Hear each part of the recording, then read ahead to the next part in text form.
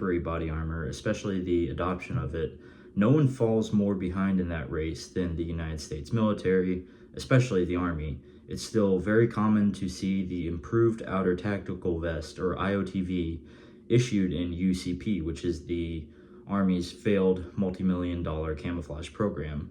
In 2018, KDH Defense Systems introduced a new two-part vest called the Modular Scalable Vest, which was designed to replace the IOTV and is slowly becoming more and more commonplace. Now, before we begin, as always, be sure to like and subscribe.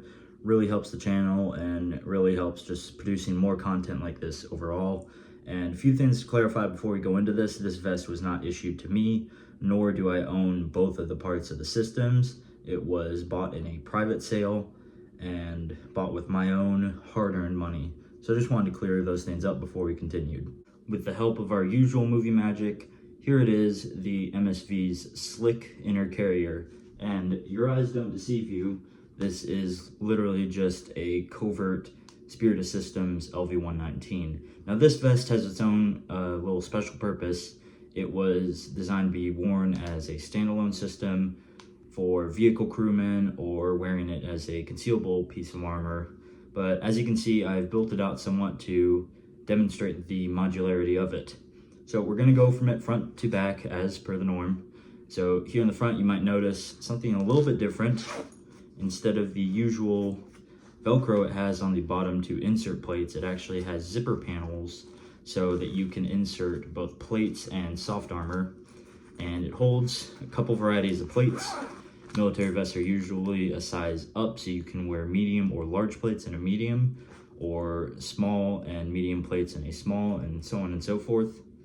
And right now I'm currently just using my issued ESAPIs, but these can fit both swimmers and shooter cuts plates as well.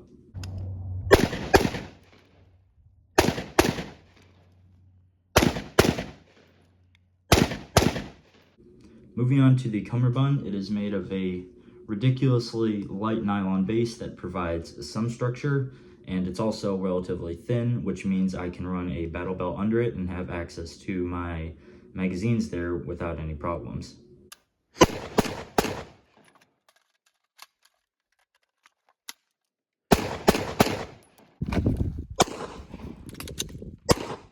As you saw by those videos, I have no trouble whatsoever clearing mags.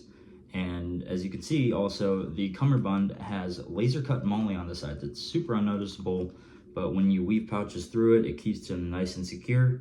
I'm currently running this tourniquet pouch from High Ground Gear, and this is a different pouch than our usual ones that we run. This is from Onward Research and is their clench pouch. So what I'll do, it's currently empty right now, but you can keep anything from radios to water to even snacks in there.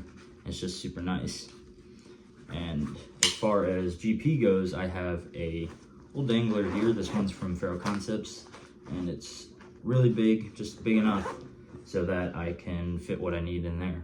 Moving on to the back plate bag, it's just a little bit different from the front plate bag because it has no Velcro up here or loops, and it actually still has the flap installed to keep the Cummerbund in place.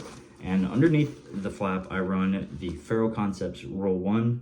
If you don't know what that is, it is an excellent way of carrying first aid kit, and it allows you ease of access with both hands should you ever go down in a gunfight. So overall, very, very similar to the front, and I like the back plate bag simply because I can throw a bag over it a little bit easier than I can with a normal IOTV. Overall, the only downside of the MSV Slick are its limitations. There's no molly space up here, so if you want to run something like ATAC or a nav board, you'd have to get, say, an aftermarket panel from Whiskey 24, but the more that you stack on this carrier, the more weight that's going to be going onto your shoulders, and eventually you might make it either top or back heavy, so you have to watch out for that.